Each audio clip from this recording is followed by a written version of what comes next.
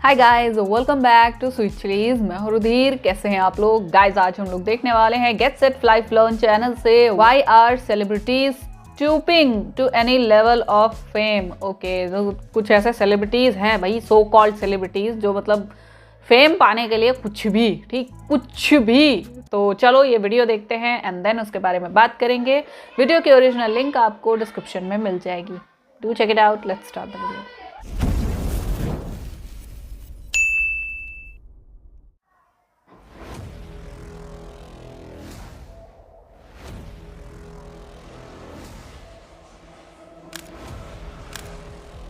आपका रोते हुए उन्होंने फोटो डाला हुआ है, मुझे मारती है, मुझे टॉर्चर करती है। या तो आप सब सच बता दो या तो खामोश रहो।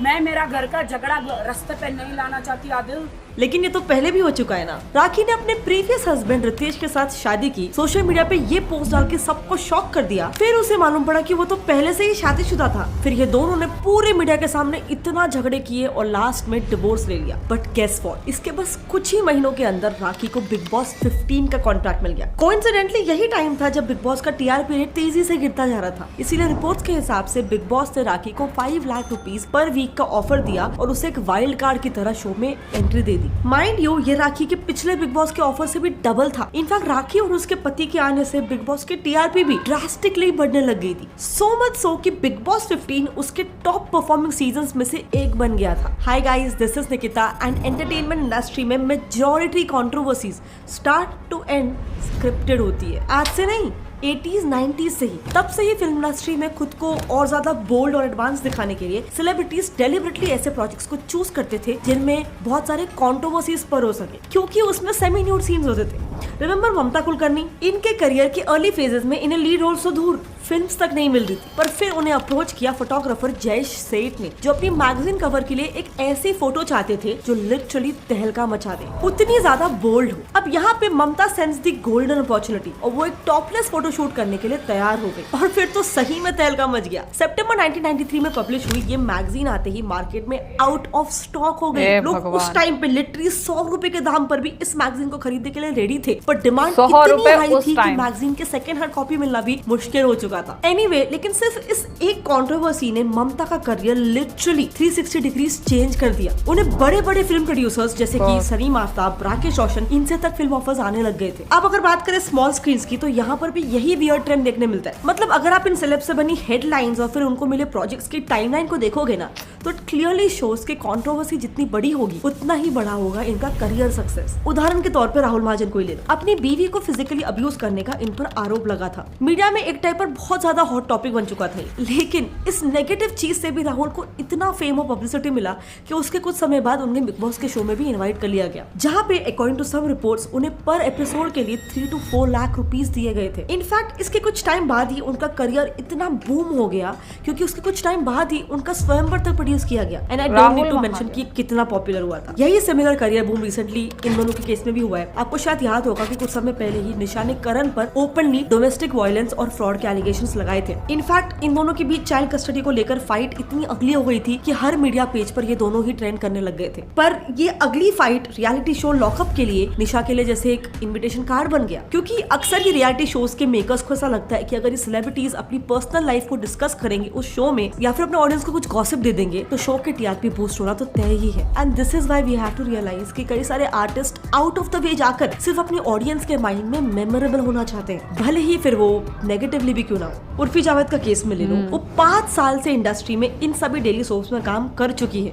लेकिन तभी भी उसकी मंथली सैलरी कुछ थाउजेंड्स में ही थी। लेकिन आज उर्फी की नेट वर्थ 172 करोड़ है। ऐसे सिर्फ एक कंट्रोवर्सी किसी भी आर्टिस्ट की पूरी जिंदगी बदल सकती है। 172 crore. Oh my God, this is amazing.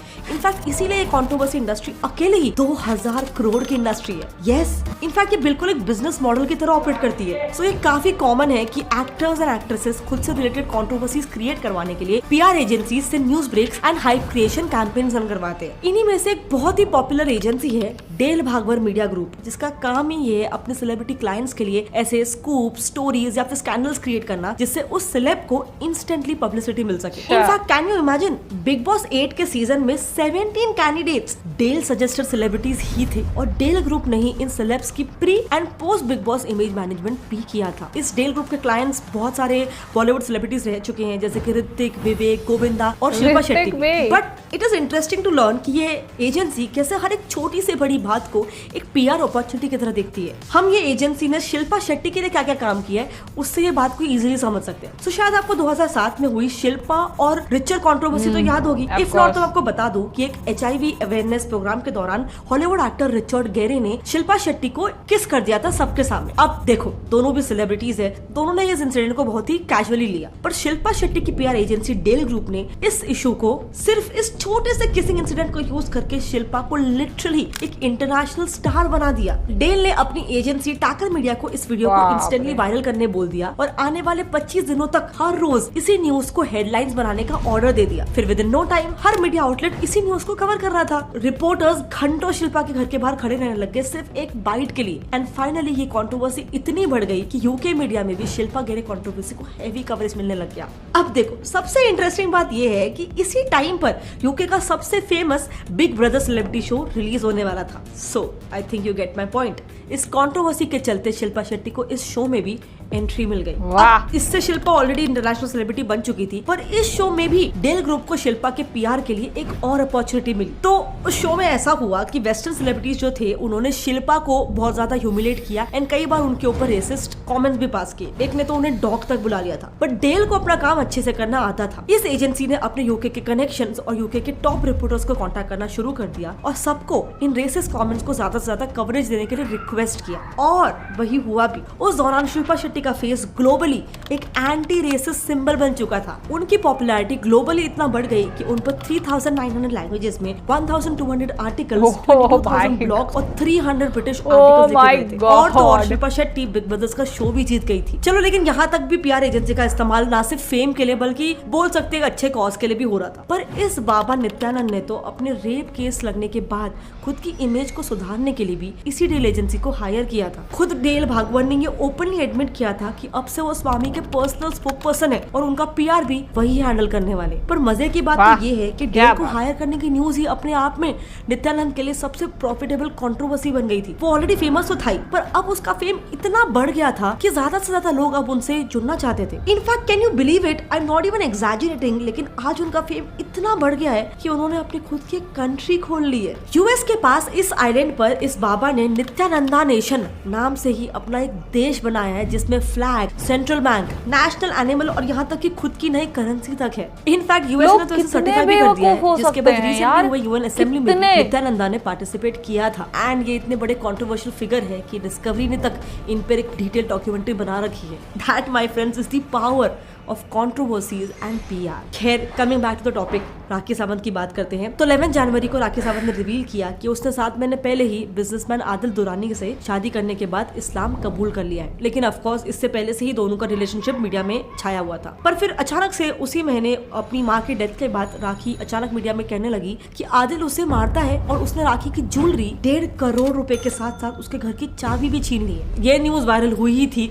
कि अचानक खबर आई कि राखी ने आदिल को जेल भी भिजवा दिया। Now pause for a minute, क्योंकि ये सारा ड्रामा एक ही महीने के अंदर हुआ है एंड ये कोई पहली बार भी नहीं हुआ है। जैसे हमने ऑलरेडी डिस्कस किया, राखी के तो काफी ड्रामे गिनते गिनते राखी और रितेश के बीच में। So basically my point is कि अगर इसके बाद राखी सावंत कोई शो में, कोई मूवी में, कोई सॉन्ग में कास्ट हो जाए तो ये कोई भी चौंकने वाली बात नहीं है। इनफैक्ट आजकल सिर्फ इंडियन सेलिब्रिटीज ही नहीं, इंडियन ब्लॉगर्स भी कंटेंट के नाम पर, कंट्रोवर्सी के नाम पर लिटरली सॉफ्ट पॉर्न अपने घर का यूट्यूब जैसे एक पब्लिक प्लेटफॉर्म पे अपलोड कर रहे हैं। यस, इस पे लेकिन हमने ऑलरेडी एक वीडियो बना रखा है, अगर आपको वो देखना है तो आप यहाँ पे लेफ्ट पे क्लिक करके उससे देख सकते हो। बट एनीवे, आई नो ये पूरे राखी सावंत कंट्रोवर्सी में लोग साइड्स ले रहे हैं, कोई राखी का साइड ले रहा है तो कोई आदिल का साइड ले रहा है। बट जो भी हो, मेरा तो ये पर्सपेक्टिव था इस पूरी कंट्रोवर्सी में। लेकिन आप किसके साइड हो, राखी के, आदिल के या मेरे? आपकी जो भी ओपिनियन है प्लीज मेरे साथ नीचे कमेंट सेक्शन में शेयर करना। एंड अगर आपका कोई फ्रेंड भी इस बहकावे में आ गया कि ये पूरी कंट्रोवर्सी रियल हो सकती है तो इस वीडियो को जितना हो सके अपने फ्रेंड्स और फैमिली में शेयर करो। मिलते हैं अगले टाइम, तब तक के लिए जय। ओके, हाँ, तो सच बताऊं तो बेवकूफ़ ही होंगे वो लोग जो सोचेंगे कि हाँ ये बिग बॉस जैसे शोज रियल होते हैं या फिर इनके पीछे होने वाली ये कंट्रोवर्सीज रियल होती हैं। लाइक जैसे वो अब्दू वाले बिग बॉस में, मतलब जिस सीज़न में अब्दू था, ठीक है, उसी सीज़न में वो भी था, वो क्या नाम है उसका, साजिद खान, ठीक है, वो भी था। एंड उस इंसान को इतना ज़्यादा हाइप मिली थी ना, इतना ज़्यादा हाइप मिली थी, लाइक लिटरली वो उतने टाइम के लिए रेलेवेंट बन गया था भाई, बहुत ज़्यादा रेलेवेंट। अभी पता नहीं वो क्या कर रहा है, क्या नहीं कर रहा है, उसको कोई मूवीज़ बनाने का आइडिया मिला है या नहीं मिला है, क्या कर रहा है भाई, वो मूवीज़ के नाम पे हंगते रहते हैं, ठीक है, इस टाइम तो जो भी है। और हर बार यही दिखाना कि 4 साल से घर बैठे थे, 4 साल से घर बैठे थे, है ना। और इतने बड़े डायरेक्टर के लिए 4 साल घर बैठना जैसा लगता है बहुत बड़ा उन्होंने कोई एक वो छोड़ दिया कि हाँ बड़ा बहुत बड़ा त्याग कर दिया या क्या कर दिया। भाई कास्टिंग काउच का मुझे लगता है मेजरली जो एलिगेशंस जितने भी कास्टिंग काउच के लगे हुए हैं, ठीक है, मोस्टली इस इंसान पे हैं। और बहुत सारी मतलब लेडीज़ ने इसके खिलाफ कंप्लेन किया है, even not even ladies, male तक ने इसके खिलाफ कंप्लेन की थी कि हाँ जो वो मी टू वाला जो इंसिडेंट चल रहा था, ठीक है, उसके तहत बहुत सारे लोगों ने बोला था कि हाँ भाई कास्टिंग काउच होता है बॉलीवुड में और हुआ है। और उस इन सब नेगेटिव जो इमेजेस हैं, ठीक है, ये जो नेगेटिव पीआरस हैं, इनकी वजह से कितनी हाइप मिली थी उस बंदे को, ये बस एक एग्जाम्पल था। अभी राखी सावंत यार किसको बिलीव होगा उसकी बातों पर, वो क्या करती रहती, क्या नहीं करती रहती, कभी मोदी जी के नाम से मतलब हाइप क्रिएट करती रहती है, कभी पता चला पिछवाड़े में ताला लगा लिया, ठीक है, कभी कुछ कर लिया, कभी कुछ कर लिया, कुछ ना कुछ उसका ड्रामा चलता ही रहता है। इतना उसने अपने फेस को एक तो बिगाड़ के वो एक अलग सेक्शन बन गया है उसकी, मतलब आप कह सकते हैं उसे फेम तो मैं नहीं कहूँगी लेकिन पता नहीं वो क्या ही है कि उसकी सर्जरीज इतनी सारी उसने अपनी करवा रखी हैं, जिसकी वजह से वो एक अलग टॉपिक है, अलग हॉट टॉपिक है बात करने का, ठीक है। और उसके झूठ, उसका ड्रामा, उसका मतलब जितने भी ये नाटक नौटंकी होती है ना, सब इतना ज़्यादा टॉक्सिक होता है, इतना ज़्यादा कि उन्हें देख देख के पब्लिक का दिमाग ख़राब हो गया है।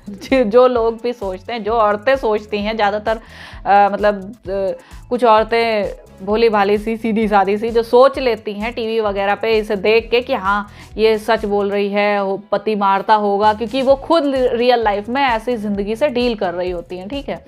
तो उन्हें भी लगता होगा कि हाँ यार ये कितना मतलब अपने लिए लड़ रही है, कितना बोल रही है, ये कर रही है, वो कर रही है ना। ऐसे ये जो ट्रेंड चल गया है ना, नेगेटिव इमेज बना के उसके बाद फेम पाने का या शोज़ पाने का, कुछ भी करने का। उर्फी जावेद को देख लो, वो अपने आउटफिट्स के लिए फेमस है इस टाइम, ठीक है। और अगर वो इस टाइप के कपड़े या जो भी चीज़ें वो पहनती है, ठीक है, वो पहनना बंद कर दे, देन उसकी रेलेवेंस वहीं पर ख़त्म हो जाएगी। तो वो अपना रेलेवेंस बनाने के लिए ये सारे सेलिब्रिटीज़ बस कुछ भी करने को तैयार है ना। वो मीम नहीं है, कुछ भी वाला, वो बिल्कुल सटीक बैठता है इन लोगों पे। सो गाइज, आप लोगों का क्या कहना है इस बारे में प्लीज़ मुझे कमेंट सेक्शन में ज़रूर बताना। एंड ऐसे फालतू के बाबाओं के चक्कर में मत पड़ो, किसी के भी चक्कर में, ठीक है, क्योंकि इन बाबाओं के चक्कर में पड़ के तुम्हें कुछ नहीं मिलेगा, खाली टाइम वेस्ट होगा। इससे बढ़िया है अपनी ज़िंदगी में मेहनत कर लो यार। कोई हाथ से मैजिक दिखा के सोने की चैन तुम्हें दिखा दे, बस तुम तो फिसल जाते हो यार, ठीक है। तो ऐसे फालतू के चोचलों में मत पड़ो और ज़िंदगी मज़े से जियो, ठीक है। मैं मिलती हूँ नेक्स्ट वीडियो में, बाय बाय।